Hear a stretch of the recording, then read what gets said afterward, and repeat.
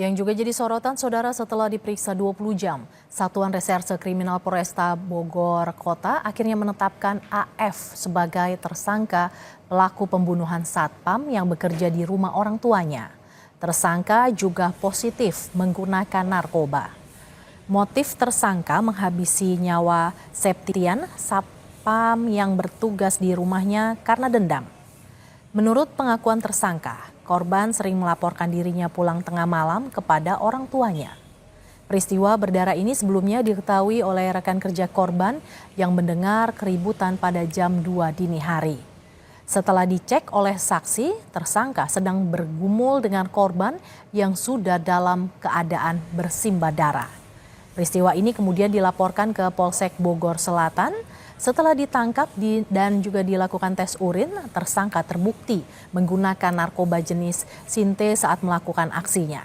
Tersangka juga sudah menyiapkan senjata tajam berupa martil dan pisau yang baru saja dibeli.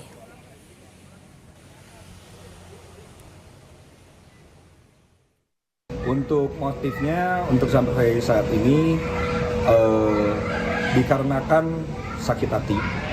Karena korban ini sering melaporkan tersangka yang sering pulang malam kepada orang tuanya. Jadi setelah kita amankan, sebelum dilakukan pemeriksaan, kita lakukan tes urin terhadap tersangka dan didapati positif sintek. Positif narkoba berarti? Jenis narkoba. Sementara jenazah satpam korban pembunuhan anak majikannya dimakamkan di kampung halamannya di Desa Citarik, Kecamatan Palabuhan Ratu, Sukabumi, Jawa Barat. Istri korban menyebut komunikasi terakhir dengan suaminya pada Kamis lalu melalui telepon. Saat itu korban menanyakan kabar anaknya. Korban juga sempat bercerita kepada istrinya terkait kondisi tempat kerjanya.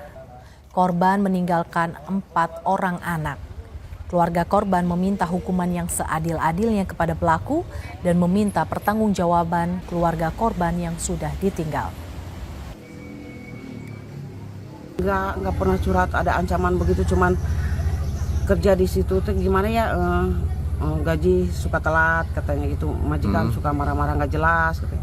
Kata saya itu nyari lagi ya, kerjaan kan banyak, ya udah tanggung nanti aja katanya, habis lebaran itu aja ngeluhnya mah. Nggak ada anaknya begini, ibunya begini, enggak.